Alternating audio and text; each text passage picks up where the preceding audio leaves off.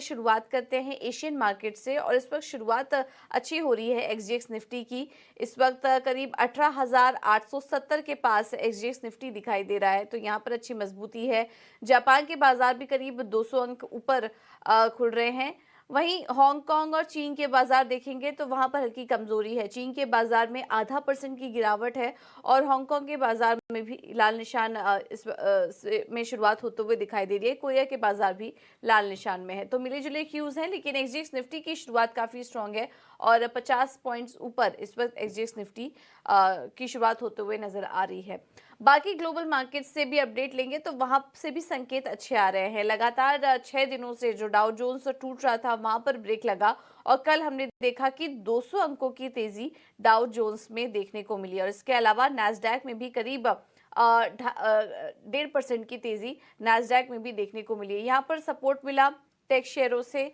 कल के दिन हमने देखा था कि टेक शेयरों में काफी ज्यादा गिरावट देखने को मिली थी, लेकिन कल वहां पर जो रिकवरी आई निचले स्तरों से और शानदार रिकवरी देखने को मिली, उसके बाद हमने देखा कि नैस्डैक इंडेक्स भी करीब 1.5% ऊपर की क्लोजिंग वहां पर देखने को मिली। एक और चीज हुई, वहां पर काफी सारे कल इकोनॉमिक डेटा आए जिस पर कि हमारी नजर थी और मजबूत नंबर्स निकल कर आए हैं, तो उससे भी बाजार को कहीं ना कहीं कॉन्फिडेंस मिला, क्योंकि अब कहीं ना कहीं बात की जा रही थी कि इकोनॉमी मंदी की तरफ जा रही है। अब ये जो डेटा पॉइंट्स आए उसके बाद मंदी का डर तो खत्म हुआ, लेकिन हाँ, फेड जो लगातार फैसले ले रहा है, टाइटनिंग करने की कोशिश कर रहा है, उसका असर थोड़ा कम दिख रहा है। और आगे जैसा कि फेड चेयरमैन बार बार कह रहे थे कि डेटा ड्रिवन होगा आगे के कदम और देखना होगा कि ब्याज दरों में किस तरह का फैसले यहाँ पर निकल कर आते हैं, तो उसका असर कुछ बॉन्ड मार्केट और कमोडिटी मार्केट में हमने देखा। लेकिन जो डेटा पॉइंट्स आए उससे बाजार में काफ़ी स्ट्रेंथ दिखी और हमने देखा कि जनवरी 2022 के बाद यूएस कंज्यूमर कॉन्फिडेंस अपने ऊपरी स्तर पर थे।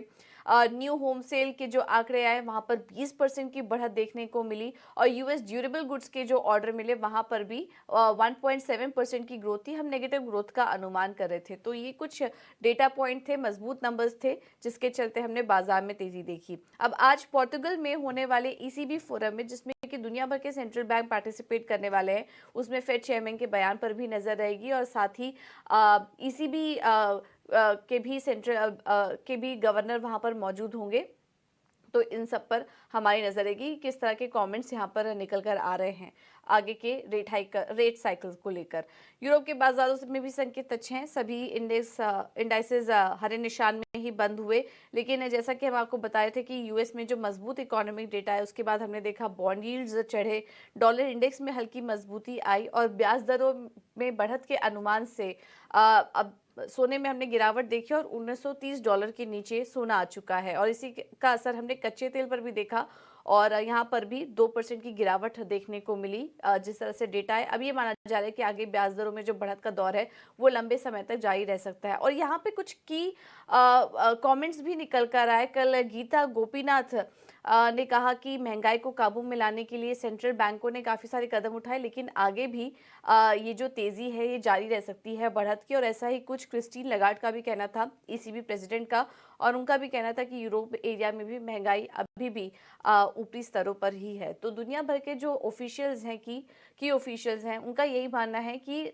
दरों में जो बढ़त का दौर है वो अभी लंबे समय तक जारी रह सकता है। तो ये कुछ कमेंट्स निकल कर आ रहे हैं और आज फेड चेयरमैन के बयान पर भी हमारी नजर रहेगी। ओवरऑल अगर बात करें तो अभी तो फिलहाल जो संकेत आए हैं वो मजबूती के हैं, उसका असर हम देख रहे हैं एक्सजेएक्स निफ्टी में भी दिख रहा है और 60 अंक ऊपर इस वक्त कारोबार कर रहा है।